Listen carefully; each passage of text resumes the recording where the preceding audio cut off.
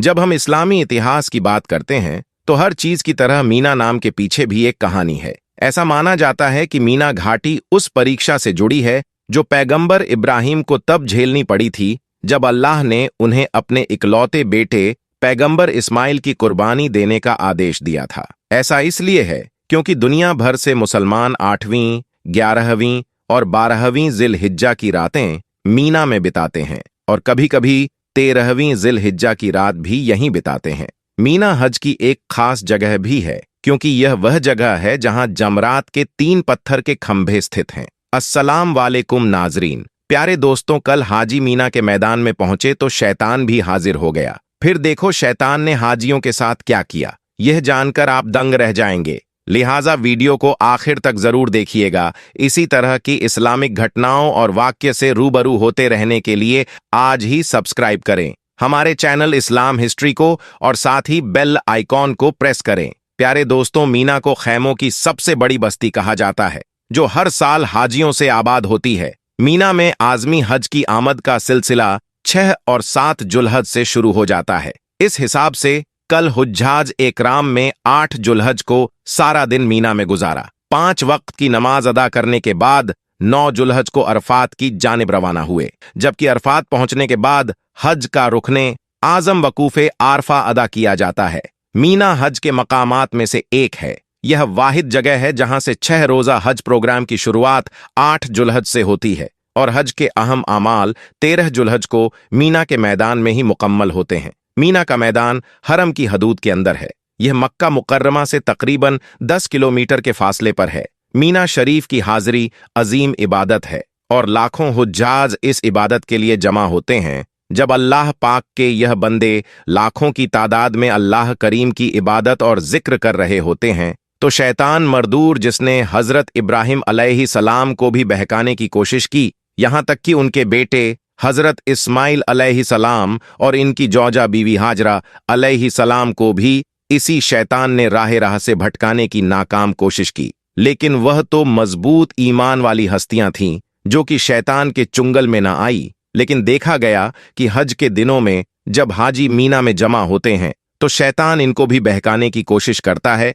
तो वह शैतान के बहकावे में आ जाते हैं। चूंकि मीना में बहुत गर्मी होती है और एक साथ लाखों हाजी मीना में दाखिल होते हैं, तो ऐसे मौके पर देखा गया कि बहुत से हाजी ऐसे होते हैं जो गर्मी और लोगों की भीड़ से बेजार हो जाते हैं और फिर शैतान की बातों में आ जाते हैं। और ऐसा ही गुज़श्ता रोज भी हुआ जब मीना के मैदान में शैतान अलग अलग शक्लों में आया और हाजियों को बहकाने लगा। प्यारे दोस्तों, बताया जाता है कि गुज़श्ता रोज मीना के मैदान में 3 देयो एकल अजीबोगरीब इंसान दिखाई दिए जो बेहद डरावने मालूम होते थे। इनके कद आम इंसानों से बड़े थे और यह तेजी के साथ मीना के मैदान में दाखिल हुए। इनके चलने की रफ्तार बहुत तेज थी। यह बज़ाहिर तो इंसान लग रहे थे, लेकिन इस अजीब दिखने वाली मखलूक ने मीना में दाखिल होते ही हाजियों से लड़ाई शुरू कर दी। इनको लड़ता देखकर कई दीगर हाजी जमा हो गए और एक दूसरे से बहस पर उतर आए, क्योंकि यह शैतान अपना काम कर रहे थे और इन्होंने हाजियों को गुस्सा दिलाया।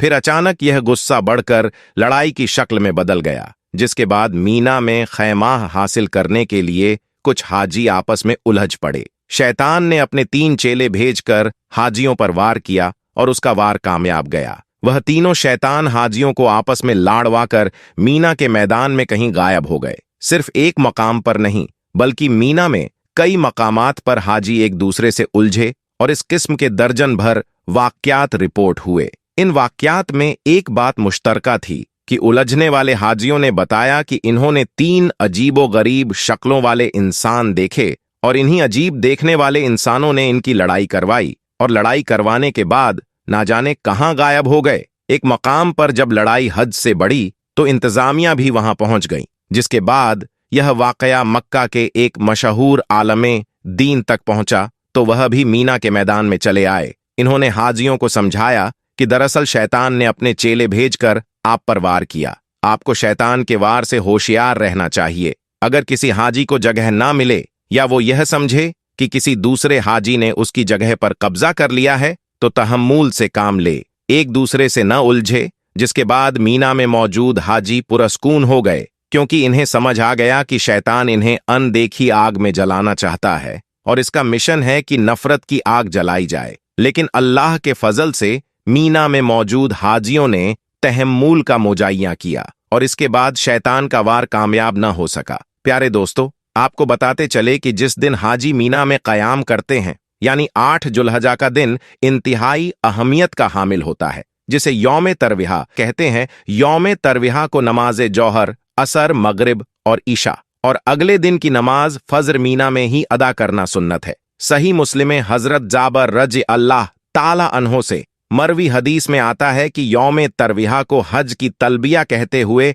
सहाबा एकराम मीना की तरफ रवाना हुए। नबी अकरम सल्लल्लाहु अलैहि वसल्लम भी अपनी सवारी पर बैठकर गए और आपने जौहर और असर, मगरिब और ईशा और अगले दिन फजर की नमाजें वहीं पर अदा फरमाई। इस हदीस से मालूम हुआ कि यह रात मीना में जाकर गुजारना ही सुन्नत है। नमाजे जौहर के लिए मीना पहुंचना मसनून अमल है। हाँ, अगर मजबूरी हो तो रात को भी मीना पहुंचना जायज है और इस पर कोई फिदिया भी नहीं। बल्कि अगर मजबूरी की बिनाह पर मीना न पहुंचा जा सके तो अगले दिन अला सुबह सीधा अरफात के मैदान में जाया जा सकता है, तो भी हज मुकम्मल हो जाता है। इमाम नौवी रहमतुल्लाहु ताला अनाह लिखते हैं कि सुन्नत तो यह है कि हाजी मजकूर 5 नमाजें मीना में पढ़े और यह रात भी वहीं गुजारे। यह रात मीना में गुजारना सुन्नत है, रुकन या वाजिब नहीं। लिहाजा अगर किसी से यह सुन्नत छूट जाए तो इस पर कोई फिद्या नहीं।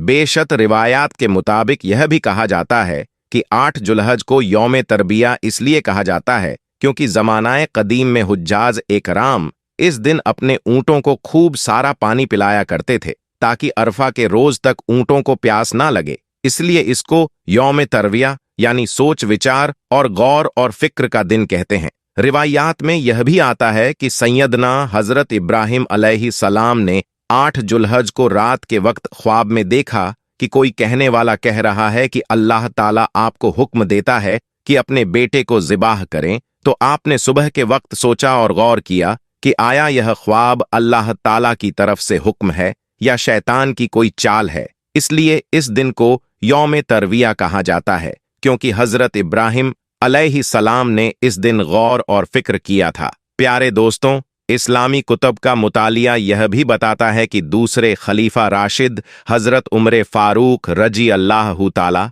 अन्हु हज के दिनों में मीना पहुंचने के बाद अपने खेमे से बुलंद आवाज में तकबीर पढ़ा करते थे और इसी तरह मस्जिद में मौजूद लोग और बाजारों में चलने फिरने वाले अफराद इनकी आवाज सुनकर ऊंची आवाज में तकबीर पढ़ना शुरू कर देते थे। यूं पूरा मीना तकबीर से गूंज उठता था तो शैतान दुम दबाकर भाग जाता और शैतान की चाल तो बस यही है कि वह हमें कैसे तबाहो बर्बाद करे, कैसे जिक्र अजक से रोके। इसीलिए वह इबादत करने वालों के पास आता है और इन्हें बहकाने की कोशिश करता है। जी तो दोस्तों, ये थी आज की वीडियो। आज के लिए बस इतना ही दोस्तों। कमेंट में हमें जरूर बताइएगा कि आपने इस वीडियो से क्या सबक हासिल किया। उम्मीद करते हैं वीडियो पसंद आई होगी। इसे लाइक करते हुए दोस्तों के साथ शेयर करना मत भूलिएगा। जाते जाते फिर कंफर्म कर लीजिएगा कि आपने हमारा चैनल सब्सक्राइब कर रखा है। अगर नहीं किया तो फौरन सब्सक्राइब करते हुए बेल आइकन को क्लिक कर दीजिएगा ताकि हमारे आने वाली वीडियो का नोटिफिकेशन बर वक्त आपको मिलता रहे। अपना बहुत ख्याल रखिएगा और उनका भी जिनका कोई ख्याल नहीं रखता। आने वाली वीडियो में दोबारा आपसे मुलाकात होगी। तब तक के लिए अल्लाह हाफिज, अल्लाह निगहबान।